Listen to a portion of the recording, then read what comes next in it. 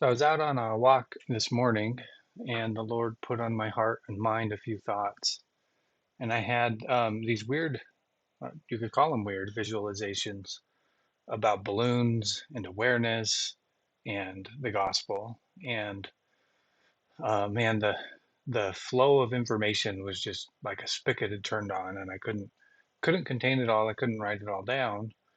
But also, I felt prompted, and I believe the Lord is telling me to share these thoughts with you. So I hope you find them helpful. But the topic of this video is balloons and the gospel. And I'll get right into it. So I had AI create a few images for me. And what you'll see here is an airflow machine. Now, this is completely contrived and made up by AI. And it blows air into a balloon and expands the balloon. Now, I'd like you to think of yourself as this balloon. And now, the circumference, or you could say the diameter of this balloon, the size of this balloon, it can get as big as possible. The balloon will never pop, or it can stay the same, or it can shrink. And the way it increases is through airflow through here. We control the airflow into this balloon. And there are two contributing factors that could expand a balloon size, and they are flow, and the other is pressure. And if the pressure that is of the airflow going in is not greater than the pressure in the balloon, then it can't grow and the flow goes to zero. And so both pressure and airflow are required to inflate that balloon. Okay, so what does any of this have to do with the gospel? Well, think of this balloon as your awareness, your intelligence, or the amount of light that you have. Now, all three are a little different, but they're all very related. And the goal of this life is to increase our awareness, and through that awareness, increase our intelligence to grow to be more like Jesus. Now, these images aren't to scale. And if we were to picture this next to Jesus, his balloon would probably be over 1 million times larger than ours. He has that much awareness. He's all aware, he's all knowing, he is the most intelligent being who has ever lived on this earth and who will ever live on this earth. And so the goal of this life is for us to expand our balloons, to expand the amount of light that we have and to become more like him. Okay, so then how do we fill our balloons? Well, it's like I said, you've got airflow and you've got pressure, and both are required. And if you don't have both, the balloon will not grow. Now, you could think of flow, airflow, as heat. And then you can think of pressure as diligence. And so how hard are you pushing could be the diligence. Heed is how hard, or sorry, how willing are you to obey the commandments of God through your conscience, through what you learn about everything else. And then the other thing is that goes along with heed and diligence. Your balloon will not grow if you do not live up to all the awareness that you already have achieved. And so if your balloon, say from birth, is just tiny, and it all is when we're born, because we basically have zero awareness, um, and then we start to learn, and our vision develops, our hearing develops, our brains develop, and we're able to be more aware of reality or the laws of cause and effect. And as this awareness grows, so does the light that we're able to give heed to. And so, as long as we are, obedient to the light that we have, meaning as long as we do what we currently are aware is best, this balloon will continually grow. And now the limit of our growth is basically unlimited. Jesus set the example. He went from zero awareness at birth to an infinite amount of awareness at his death. And so he paved the way, and he showed us what our potential, every person who's lived potential is on earth, is to become like him. And I can tell you, most people don't even become within a fraction of how he is. Okay, so that's kind of the analogy. The other thing is here, when we talk about um, being born again, or being on the path of eternal life, you are as far as you are obedient to the amount of awareness that you have. As long as you are obeying and doing the best that you know according to your current awareness, then you are justified. And then you're sanctified, or you're born again. So you're born again if you're obedient to everything you know, meaning you obey and you don't sin. You don't do anything that you believe to be less than best. And as you do that, your balloon will grow. And so the sanctification process is the process of this balloon getting larger and larger and larger.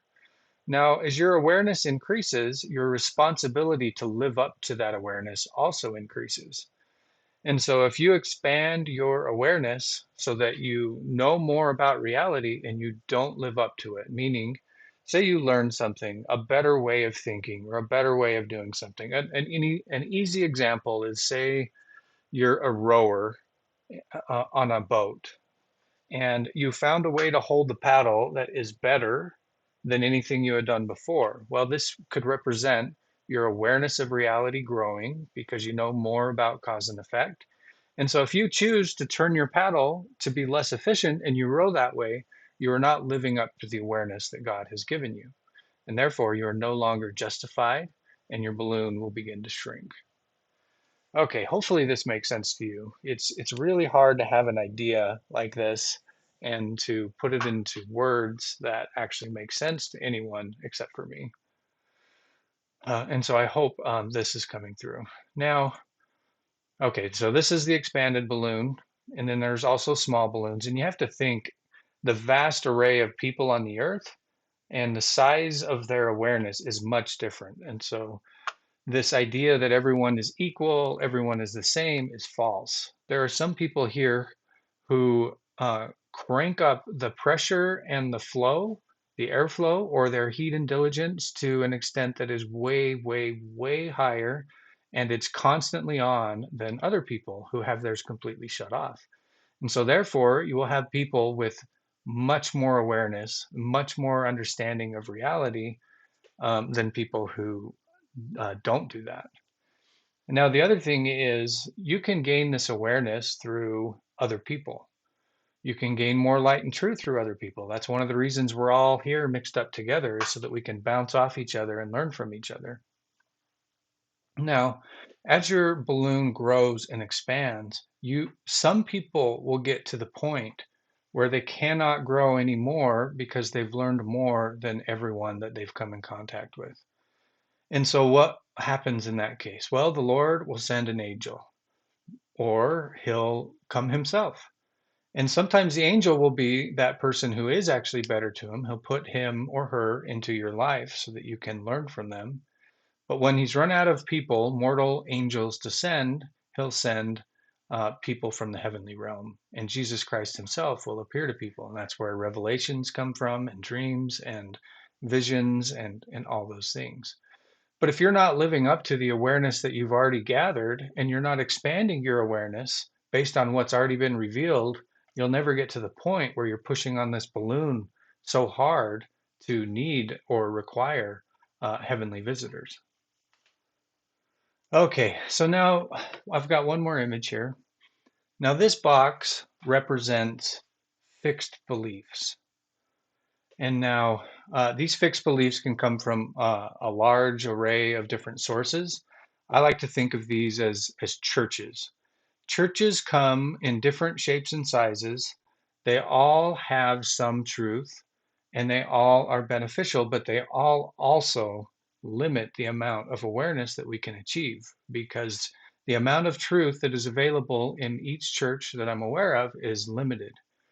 And so what happens to the people inside who are growing their bubbles is, well, most people never grow to touch the limits of this box. And those who do, the few people who do, who exercise enough heat and diligence to be pushing this balloon into the sides of this box, Most of them stop because they find the limits of their current belief system and they're unwilling to push further. And so, well, that's contrary to what my prophet says, or that's contrary to what my pastor says, or my priest says, or that has not yet been revealed, or any number of excuses. And people let off the gas. They let off the heat and diligence and they stay within the box because it's scary to move out of it. Now, I do know, and I personally am friends with several people who have blown out their boxes, meaning they kept exercising heat and diligence until this glass box that was put around them was completely shattered. It broke to the ground. It was a painful experience for them, but their balloons have been able to continually grow since that. And so it doesn't have to be a religion. This could be any belief you currently have. Now, as a modern society, we have boxes or we have ceilings or maybe we have shapes next to these balloons that are limiting its growth in one area.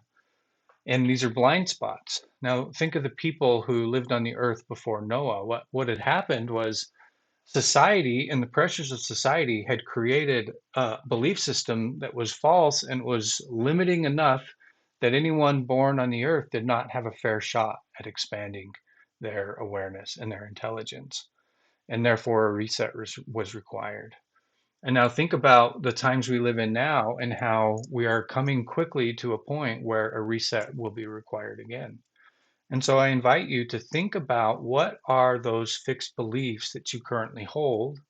And so those could come from your church, they could come from tradition, they could come from your family. Those could come from anywhere. Why do you believe what you believe? Is it because it's the best, or is it because it was passed down to you from other people? And now, people who go contrary to, say, societal trends or their church trends are usually ostracized and they're canceled and sometimes they're even killed. And I think we'll see more and more of this as time progresses. And so it is a requirement if we want to become like Jesus to expand our awareness, to become uh, more intelligent, and to become more like Christ, which will require us to break through these glass ceilings and walls and continually expand. And the only way to do that is keep your foot on the gas, or in other words, keep the pressure up and keep the flow going, or keep your heed and diligence at maximum levels. And what does this look like in daily life? Well, in every moment, you're presented with opportunities and you're presented with decisions that you have to make. And so a decision could be when to wake up, what to do right after you wake up, how you spend your time before getting ready for the day, how you spend your time on, say, your commute to work if you work, or how you spend your time with your children. Now, according to your current awareness, there is a best way or there is a better way. And when we willingly choose not to do what we believe is best, that's when we let off the gas, the pressure is eased off, and our balloon starts to shrink. When we always do what we believe to be best in every situation, this balloon will continually grow. And the size of our awareness, the size of the amount of light we can get, is basically unlimited. It's limited only to the point to where Jesus is, and he showed that it's possible to become like he is. Now, I hope you find this helpful, and thanks for listening to my abstract and slightly weird animations about balloons, awareness, light, truth, and the gospel.